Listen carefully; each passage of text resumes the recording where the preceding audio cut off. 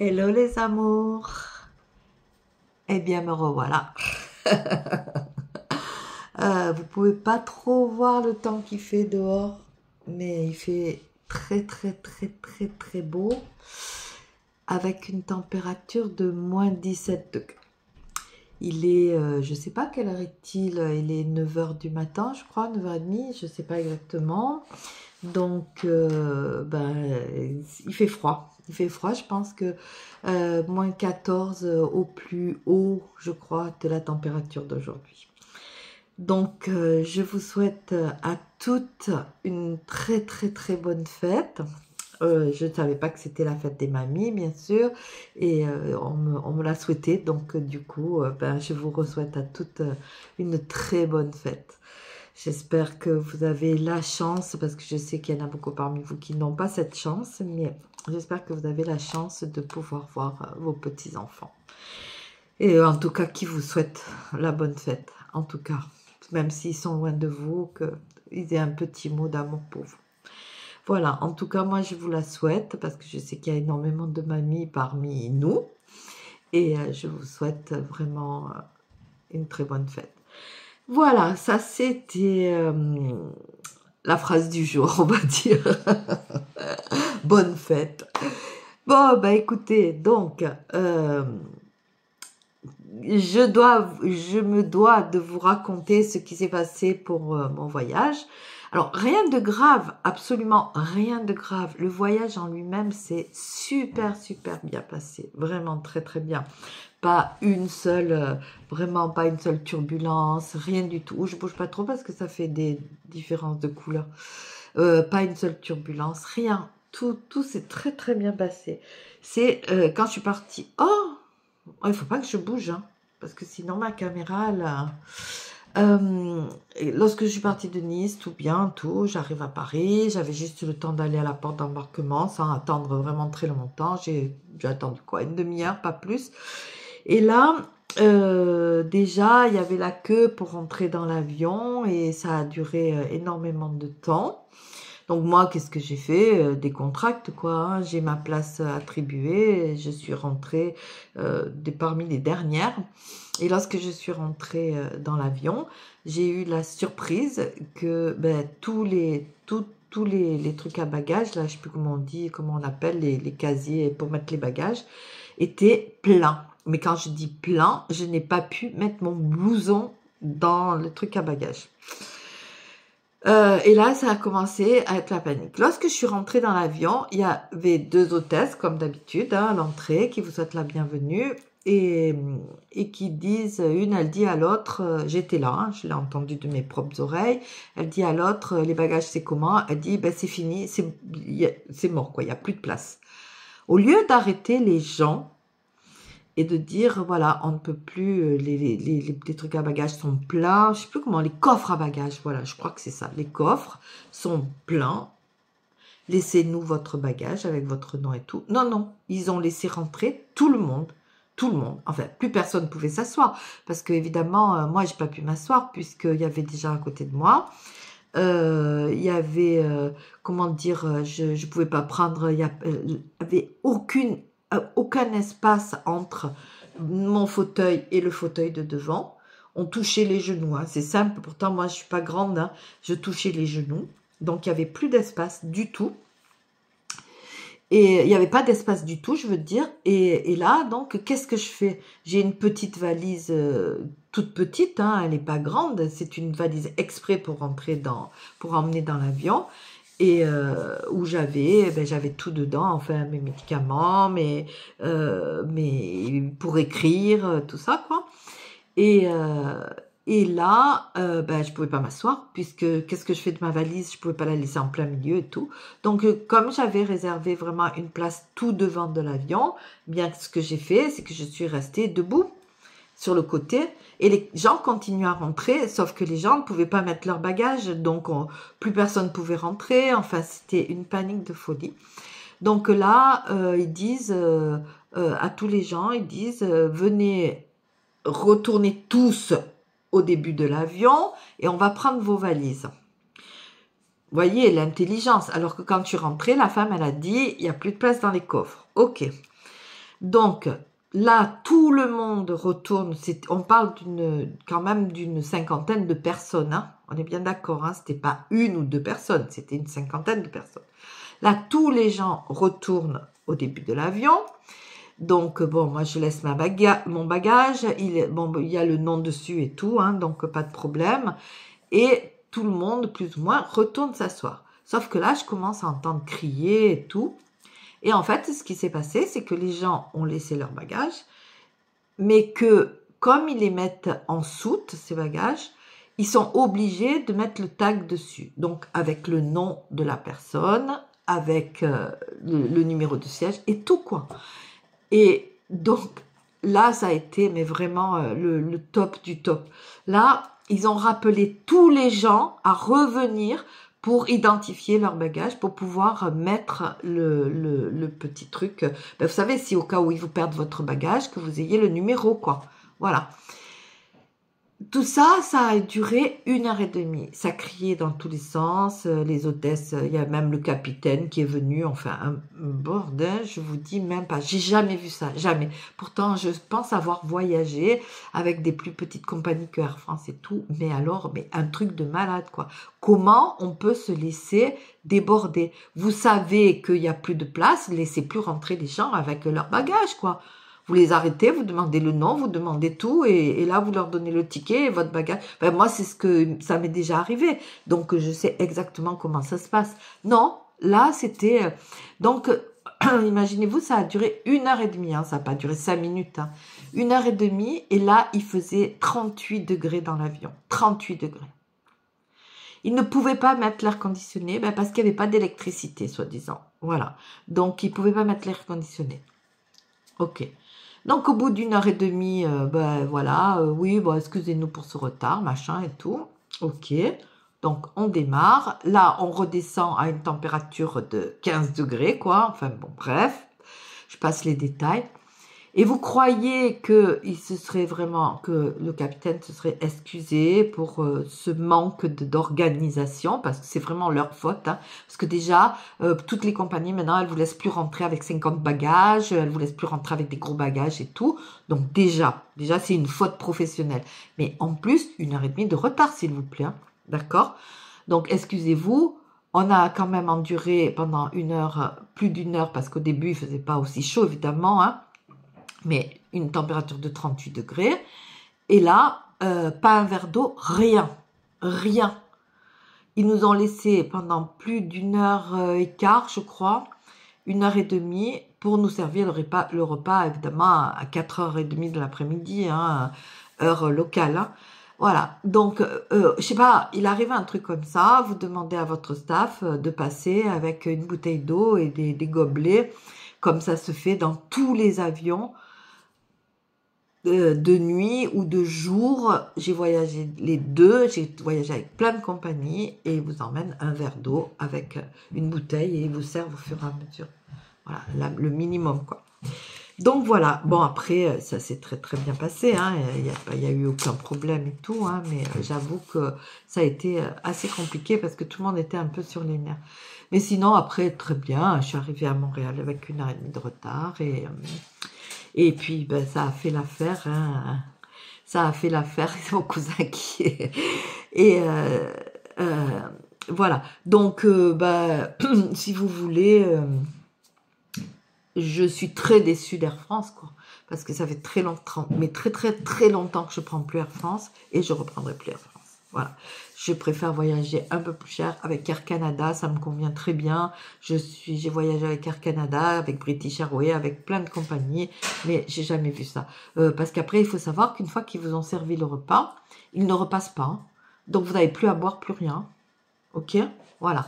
Donc, de tout le vol, ils sont passés, je crois, 45 minutes avant l'atterrissage pour nous jeter, je sais pas quoi, je sais même plus, un truc à grignoter, voilà, après 8 heures de vol. Mais ils sont jamais passés avec un verre d'eau, rien. C'est tout. L'avion était, mais vraiment inconfortable au maximum. Donc, je ne fais pas de pub pour Air France. Je suis désolée. Bon, je suis pas une grande influenceuse, mais j'avoue que dans ces moments-là, j'aimerais bien être une grande influenceuse parce que franchement, c'est dégueulasse, quoi. On nous a pris pour du bétail. Voilà, c'est tout. Sinon, le voyage s'est très bien passé. Aucune intempérie, enfin, c'était vraiment génial. Voilà, bon, bah écoutez, on n'en parle plus, hein, puisque de toute façon, bah, je vais retourner avec eux, mais je vais voir pour éventuellement voir s'il y a de la place ailleurs que dans une... On m'avait proposé la veille de me surclasser pour pas très cher, pour, enfin bon, 150 € quand même, donc j'avais pas trop envie de dépenser 150 €, mais franchement, je pense que j'aurais dû.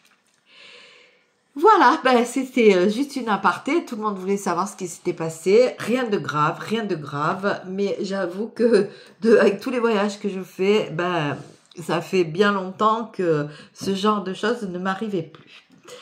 Alors maintenant, ben, je vais vous parler de mon repas, puisque je vous en avais parlé, et que je vais vous refaire en France, parce que ici, j'ai pas de trépied pour pouvoir filmer. Donc c'est là, j'ai fait une espèce de montagne comme ça, là, pour pouvoir remettre mon téléphone. Mais évidemment, pour cuisiner, c'est vraiment très difficile. Donc quand je rentre, je vous promets, je vous le fais, parce que c'était une tuerie. Déjà, la ratatouille, je l'ai fait un peu différemment que comme ma maman m'avait appris à la faire. Donc, j'ai cuit tous les légumes indépendamment et tout. Et elle était vraiment très, très bonne. Je l'avais fait la veille. Et le jour même, j'avais laissé mijoter aussi pendant 1 heure. Bon, moi, j'aime que les... Attention, j'aime que les légumes soient fondants. Sinon, j'ai un peu de mal avec les légumes un peu trop fermes. Donc, c'est pour ça que je la cuis énormément.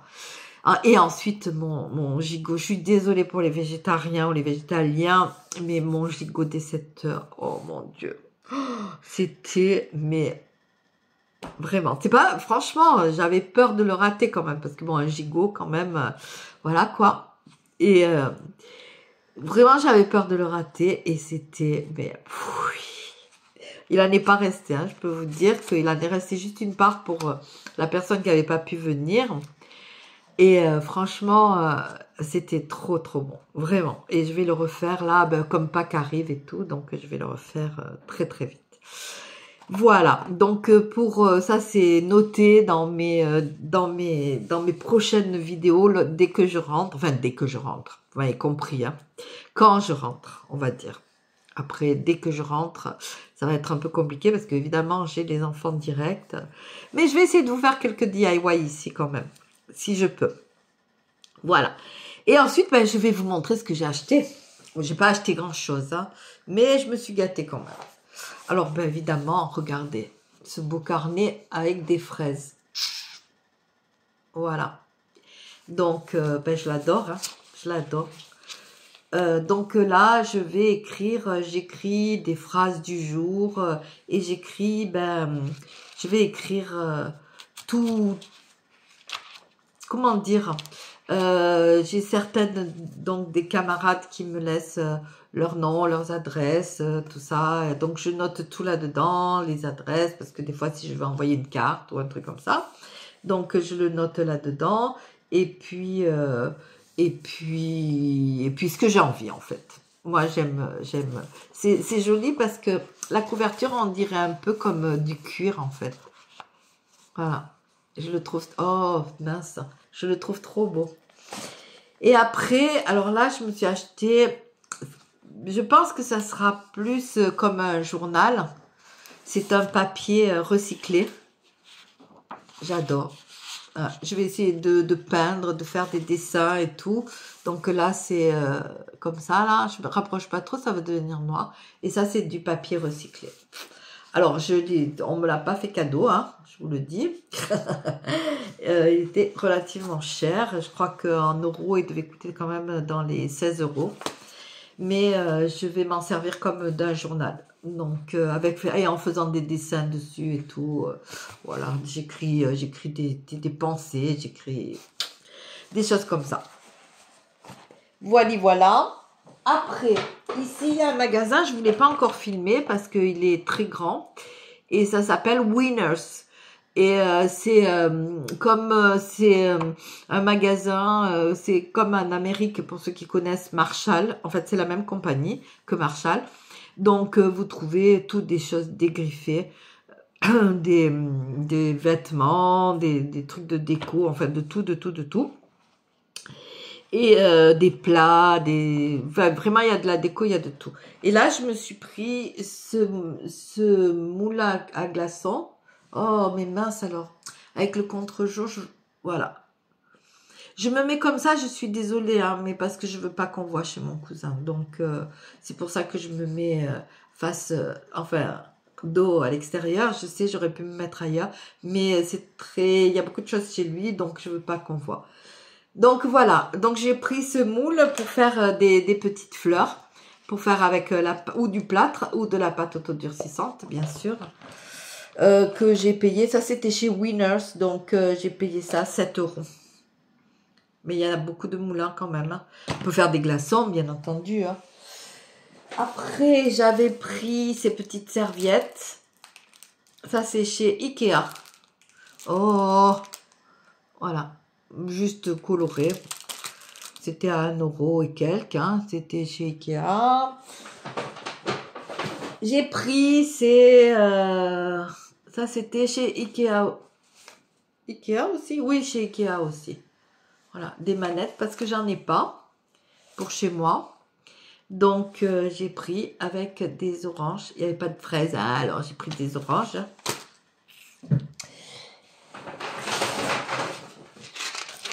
Après, je me suis acheté ça. Bon, j'aurais pu, je pense, attendre.